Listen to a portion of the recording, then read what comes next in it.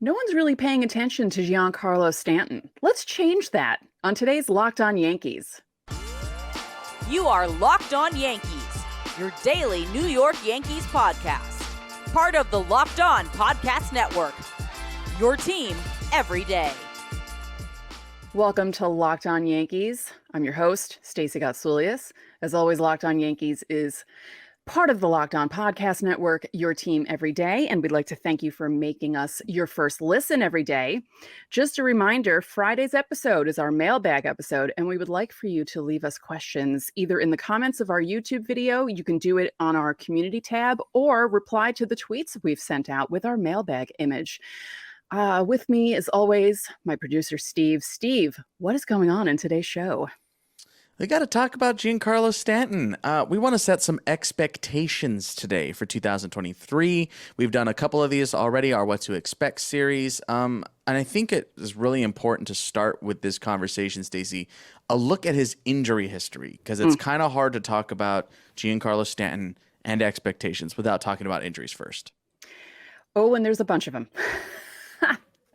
Going through his injury history, you remember that he was injured, and you remember that, he missed some time most of the seasons that he's been here. The one season that he had that was clean was the first one he was here, 2018, played in 158 games, had no issues. He was down from his 2017 MVP campaign. He hit 38 home runs, drove in 100 runs, which is fantastic. But some people were not complaining, but just, well, he hit 59 last year and drove in 132. I was perfectly happy with the 38. And then 2019 happens. Only plays in 18 games that entire season. And it was funny when I was looking this stuff up because I forgot how few games he played in that season. He had the bicep injury in April. He had the knee that he injured in June. October, he injured his quad and he was out. And 2019 was the magical year when the Yankees won 103 games somehow with 30 guys on the IL, Stanton being one of them. 2020, he played 23 out of those 60 games with a right hamstring issue that cropped up in August. As we all know, the season didn't start till July. So yeah, there wasn't a lot of playing time there. 2021 injures his quad. He played at 139, which was a step up from those two previous seasons. And then last year, calf in May, Achilles in July, foot in September, 110 games. So injuries have been a problem, but he's still mashing the ball regardless of having those injuries. He hit 31 last year, even though he only played in 110 games. So it's if he's healthy, he's, great. And I feel like if he plays more, he can be healthy. Yeah, it's not a question about whether Giancarlo Stanton has talent. Right. There is no ifs, ands, or buts. And I don't think it's even up for debate that he's still the strongest player in baseball. So it is all about health for him. And he has great health. He is a marvel. He is a superhero. But he has to stay on the field in order to be that superhero. And that is part of it. There are other aspects of his game that need work.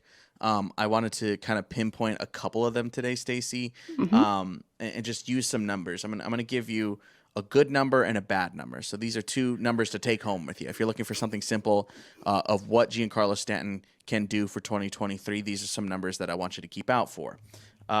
Weighted on base average. These numbers and these graphs are courtesy of FanGraphs. Weighted on base average by MLB season. So his weighted on base, which takes into ballpark factors and all that kind of stuff, and spits out a good number.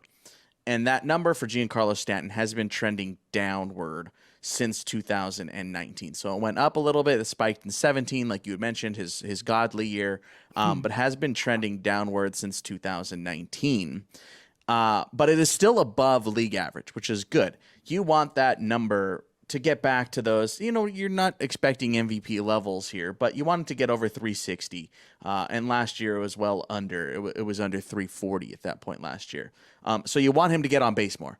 And one of the things I found of why he wasn't getting on base was his percentage of swings at pitches inside the strike zone. That has been going down. It tanked in 2019. It has gone up over the last few years, but it did take a dip last season as well. So what does this number mean? It means he's not swinging at strikes. And that is something that, I mean, you're always working on. We talked about it in our Hudson Valley preview. It's something that the Yankees are working on at the lower levels for certain. And you're always working on this, but it's swinging, making good swing decisions is so important. And swinging at pitches in the zone, swinging not necessarily only at pitches in the zone, but pitches in the zone that you personally can hit. Perfect example of this as it's not Bible. Mike Trout is a perfect low ball hitter. So he will swing at pitches that are not necessarily in the strike zone, below the strike zone, but he knows he can hit those. Right. So when you're looking at a player and what, you're always looking at swinging at strikes. That's super important for everybody. But it's something that Stanton has not necessarily done since coming over to the Yankees. So you want to make sure that he is at least average. And that's one of those numbers that I'm really looking at this year for Stanton, is making sure, hey man, you got to swing at strikes. Yes, we know that he has the bat speed to get to pitches up in the zone at times. So, and he's certainly got the strength to turn those pitches into extra base hits. Yeah. But you definitely need him to start focusing on swinging at strikes. That's why your averages go down. That's why your on base percentages go down, because you're not making good swing decisions. And that's something that's going to be pretty crucial, I think, for a good bounce back year, aside from staying healthy for Giancarlo Stanton in 2023. Yeah, it's interesting looking at that chart because he's only been above average in 3 seasons. 2011, 2012, and 2016. Even in his MVP season, he was below average for MLB, which is interesting to see.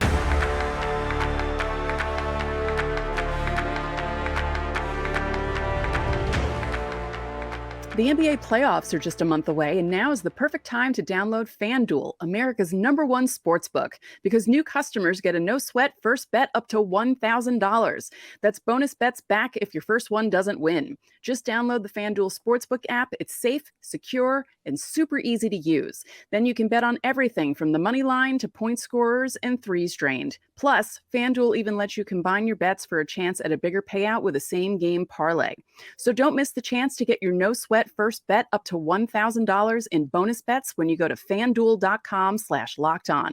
That's FanDuel.com/lockedon to learn more.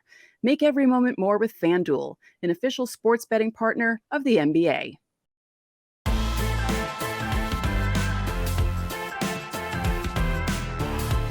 Stacey, let's go ahead and set some realistic expectations for Giancarlo Stanton. First, I wanted to look at his spring numbers at the time of recording. He's only played 7 games. And the big conversation around Yankee spring camp has obviously been the shortstop battle and the Harrison Bader injury, as well as the injuries to the starting rotation. But only 19 at-bats in 7 games for Stanton, 4 for 19 with a double. But he has struck out 8 times, and I'm not freaking out. I never freak out over spring numbers. But again, to go back to our conversation of what needs to be done is swinging at strikes in the zone, right? Swinging at pitches in the zone. I think the big thing you're looking out for here this season, I think it's going to be pretty realistic.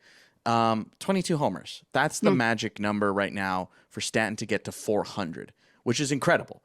You detailed the injuries. That he's been able to get to this point with that many injuries is a feat in its own right. So we will likely see, barring a massive injury, Stanton being the 58th player all time to get to 400 home runs. He had 31 bombs in 2022. Of course, he was an all-star last year, and then 35 in 2021. So I think that's something from a fun fan aspect, lover of the game aspect, like 400 bombs, that's the big number I think is going to be a cool moment in 2023.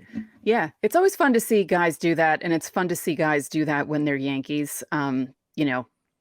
A-Rod hit 500 and 600 with the Yankees, ironically on the same date, August 4th, 2007 for 500 and 400 and then 500 in 2010 on the same date, which was freaky. Um, and I'm trying to remember, there was someone else who hit that many for the Yankees, and it's a fun thing. And he's amazing to watch when he hits home runs because he hits them so hard. My favorite, obviously, last year was the walk-off grand slam because it was barely over the wall and probably could have killed someone if it hit anyone directly. It's just fun to watch how powerful he is, and when he's on, he's really on. And I'm hoping that he does get to 400 and that he does it at home. I would like it for him to get it at home. That could be fun. To go back to your injury point, you got to expect an injury this season, right? Yeah. I mean, because it always just the history of it. Yeah. It's almost like the expecting, and I hate to say this, but it's almost like expecting the Luis Severino injury to inevitably happen because it always does. Let's just hope that whatever injury he does have, because he always tends to have leg injuries. Most of the injuries that we chronicled have been leg problems, which stands to reason. You're on your legs most of the time when you play baseball, and he has big, powerful legs. He's a big, powerful dude. He's 6'6", 245. It stands to reason that, it's going to be easier for someone that size to injure those parts of his body. Let's just hope that, it's a similar season to, well, I don't want to say last year, but, 110 games is better than only 19. Right. So let's hope for that, because he can't get to 22 homers in only 19 games. I put the number at 135. I think 135 games, you call that a victory. If you get 135 or more out of him, that's missing a month. That would be amazing. Right? Yeah. Right. Like, let's say he missed August. I think that's a fair, realistic expectation. I think at that point in the outfield, the Yankees will have enough depth with Cabrera and Bader back, in theory, of course, and Hicks, with essentially, I would assume, Florial out of the system at that point. So I think the Yankees will have enough depth in the outfield to cover it. I wouldn't expect Jason Dominguez around that point. Dog days, I wouldn't expect him. Maybe in AAA at that point. But I wouldn't expect him at the big leagues just yet. He also had a weird spike in double play balls in 2021, like a very strange spike that didn't really make much sense. It was way higher than his other seasons, but it was down in 2022. So I think if you can keep that number down, it was at 8 double play balls last year, which is really good. So you just want to make sure he is not rolling into double plays. That's always such a killer. And I think a lofty number I put out there is an OPS plus of 140 or more. I don't think it's super unrealistic. It was at 136 last year. It was way down it was way down last year, but it was up in 2021 at 136. Last year was 113. So, an on-base plus slugging plus, I think at 140 or more, it would be higher than his, usual career single season average. But I don't think it's unrealistic. I think a healthy Stanton with the protection of a healthy Judge and a healthy Bader, I don't think it's unrealistic to get there. And the other number I had is you want him to have 180 strikeouts or less. And we've already detailed out what those numbers are like. It was big in 2022, and it has been big in his, not just his career, but in his Yankees tenure. So I think the magic number for strikeouts is 180 or less. Now, the fun thing to look at is in his MVP season of 2017, his OPS plus, which was his career high, was 169. And I love bringing this up all the time. Aaron Judge last year was 211. That's ridiculous. Every time I bring up that number and think about how insane his season was, Giancarlo Stanton, 59 home runs, only 3 fewer, 132 runs batted in. That's the same number, I believe, right? They were neck and neck there. And 169, because his average was 281. Judge was up above that. But yeah, 169 OPS plus is incredible. It really is. And since then, his highest number has been 145. And that was in the COVID shortened 2020 when he only played in 23 games.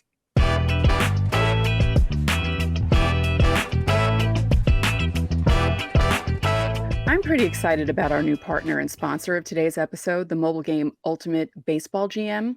Have you ever wanted to be Brian Cashman? Well, with this app, you can. You manage every strategic aspect of your team, play through the season, and lead your team to glory. You hire the coaches, you handle the money, scout the players, and manage difficult personalities. You also navigate your franchise through free agency and all the ups and downs of a season.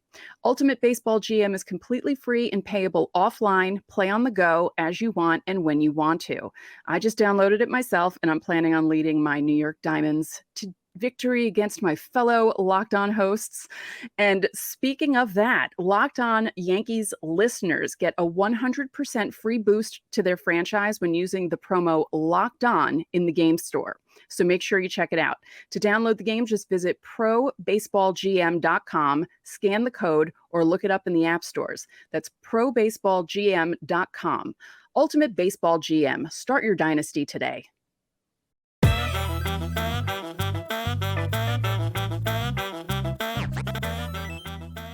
So this is what I want for Giancarlo Stanton this season. And we've said it. I want him to stay relatively healthy. I don't expect him to have another 2018 where he only misses 4 games, and that's probably because they were resting him and he didn't have any injury issues.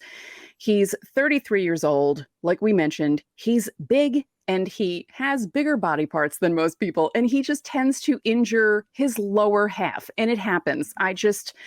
I really would like for him to be a main reason why the Yankees win the AL East. You know, I would like for him to be a big contributor to that. I would like to see him hit 400 at home. That would be great. But, if he does it on the road, that's, it's fine as long as we get to watch it on TV. And I just really want him to be up there with Judge. I want those two to be the guys that everyone looks to and other teams are afraid of, because that's what they wanted when they brought him over here. And I would like for that to happen. So you don't want to watch his 400th home run on Apple TV Plus? No, not really. That's not the goal this year? No. I wanted to get your thoughts on just... I know I detailed out some aspects of his game, most notably swinging at strikes in the zone. Yeah. Are there any other aspects of his game? I mean, you can always improve it. At the age of 33, that doesn't change. Everyone's always improving on something. Has there been something that you noticed or something that you would like him to do better? Is it stolen bases? Is it better defense? Like, what are some things that you want from Stanton in 2023? I would like for his OBP to go up, because his OBP has always been pretty good, and last year was a big drop off. Now, he's gone down every year in his OBP, but he went from 354 in 2021 to 297. And I mean, his overall lines were not great. 211, 297, 462. And I feel like he has a better eye than what he had in 2022. And I would like to see that improve. Would I like to see fewer strikeouts? Sure. But I feel like I would like to see him on base more. Yeah, I think that's fair. I think you're always looking for that number to improve, even if it's a good year, right? You're always looking for that number to improve.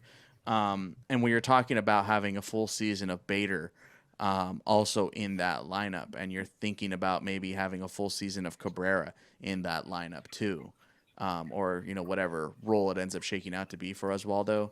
Yeah. It's a scary lineup, and it is a scary lineup. And I think a massive part of that being a scary lineup is having Stanton.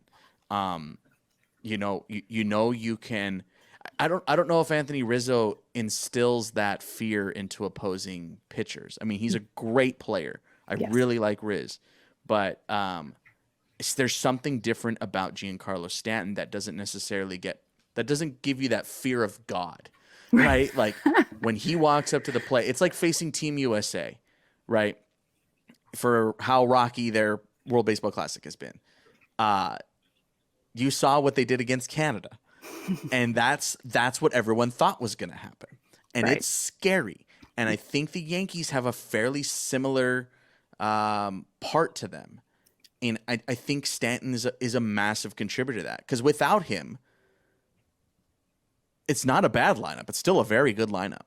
Mm-hmm. But it's certainly a lot better with him in it. Definitely.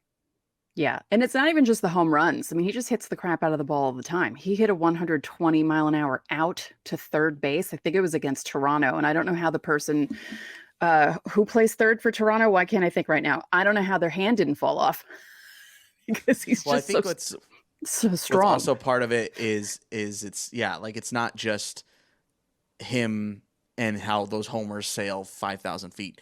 It's the part of it where in the lineup you're like, okay, I'm facing Higgy right now. If I let him get on and I let this guy get on, now I got to face Stanton. Mm-hmm. And that is a part of the game that doesn't. I mean, it gets talked about, but it's definitely a part of the game. Is the protection in the lineup is so key. I brought up Mike Trout earlier. He doesn't have that protection in the lineup. He hasn't had it historically. Right. And he's still been able to do what he does, which is amazing. But without that protection in the lineup, guys know they can pitch around you more. And so a healthy Giancarlo Stanton and a regular, albeit good, not even great Giancarlo Stanton makes Aaron Judge better, makes Anthony Rizzo better, makes Cabrera better, because whoever's on the mound is going, uh-oh, Stanton's on deck. I can't pitch around you right now. Mm-hmm. I have to attack you, which means I'm throwing more strikes, which is going to allow you to hit more, obviously. So it's not just that you have to expect a lot out of Stanton. It's that when you expect a lot out of Stanton and you get that, it makes the entire team better because of how scary he is. And that's just something, yeah, you could probably quantify with some deeper analytical numbers, but it's something that's just the eye test, right? Yeah. It's the obvious thing. Having him healthy and having him in the lineup near every day is just very important to not even success, just dominance from the Yankee lineup. Let's just cross our fingers, everyone, that he is that dominant figure in the lineup. So for tomorrow, don't forget, send in questions because it's our mailbag episode and we want to answer your questions. It could be about the Yankees. It could be about baseball. It could be about baseball uniforms. If you want us to make up random teams, we will. We'll do whatever you want us to do. So leave those questions on Twitter. You can leave them in the comment section of this video, and you can leave them in our community tab also on YouTube. So thank you for making Locked On Yankees your first listen. For your second listen, check out Locked On Fantasy Baseball with Matt and Dom as they bring you the best fantasy draft strategies every day. Find it wherever you get your podcasts and on YouTube. Part of the Locked On Podcast Network, your team every day. I'm Stacey Gotsoulias. We'll see you tomorrow.